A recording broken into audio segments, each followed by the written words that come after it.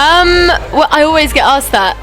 Basically, when I first started writing, I wrote a song called "Like Foxes Do." It was like one of the first songs I ever wrote, and it was sort of like when I was a bit of a toddler in music, so I wasn't that great at writing, but. And then I sort of like 3 years later down the line, I had to change my name because it turned out like 2 other artists had a really similar name and it was just a bit odd and I couldn't be that name. So I had to change it, and someone was like, "What about Foxes?" And I was like, "That's ridiculous. Like, it's the stupidest name I've ever heard." And I just thought it was really silly. And then I went home and for some reason it stuck in my head for like a few days, and then I ended up ringing my mum and I was like, "Mum, what do you think about Foxes?" And she randomly came out with, "That's so weird because last night I had a dream about foxes running up our street and they were making like howling and beautiful noises."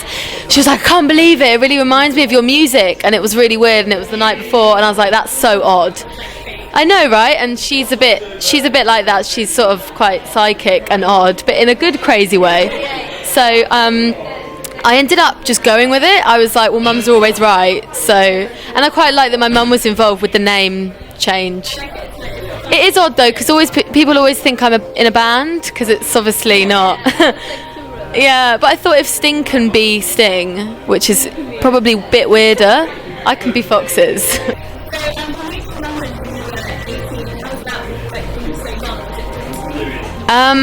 Yeah, it was really daunting, but I sort of cheated in a way because my sister had a flat in London and I ended up staying on her sofa for like a year. And it was like, so it wasn't really like I came up on my own straight away, but I did in a way because I had to like get a job, and I had to pay rent, and it was quite daunting. But yeah, because I was going to do a beauty course. I was like 18 and everyone was doing a beauty course, and I was like, all my friends are doing it, so I'm just going to do it. But yeah, so I ended up dropping out and just sort of writing with loads of people and doing gigs and stuff like that. So the album's going to come out next year. The album is like just finished. I just released Youth and Home last year as 2 singles on Neon Gold that were like a small label in New York. They're not that small, but yeah, they're amazing. And then I released like a little EP, and then I've got a single now, and then January I've got another single, and then probably album later next year. So you've got lots planned for next year? Yeah, so there's lots coming up, which will be exciting. Yeah, I got I signed with Sony in like February, so yeah, that's. Do you know what? No different. Like, it really wasn't. You know when you hear horror stories where it's like, oh, they just sort of took you and changed you and put you in a frilly dress, but I was like, I'm really in control, and I've got a really great A&R guy, so it's really good. It's actually no different. It's just a lot better because they give you the resources to be able to do your music with more money, I guess.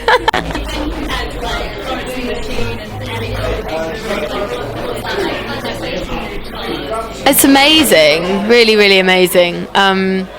It's weird though because I think girls are always compared, so it's difficult sometimes. You can be a bit like, oh, for God's sake, like, I'm not them, but it's. I don't actually have a problem. I think it's a huge compliment. I think it's amazing because they are incredible.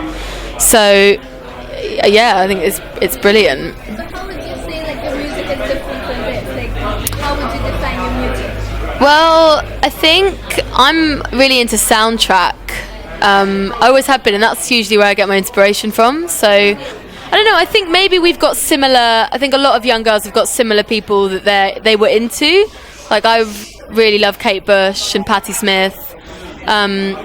So I think a lot of young girls are influenced by them too.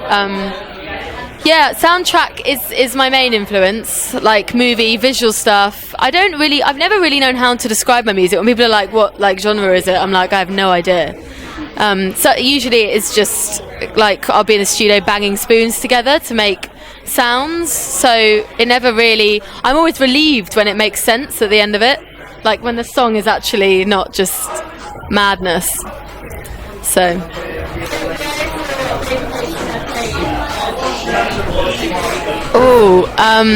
Probably the Forum in Kentish Town. We just played it.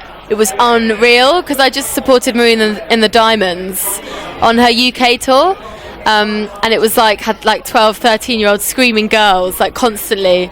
It was literally like she was Justin Bieber. I couldn't get over it. It was just like, ah!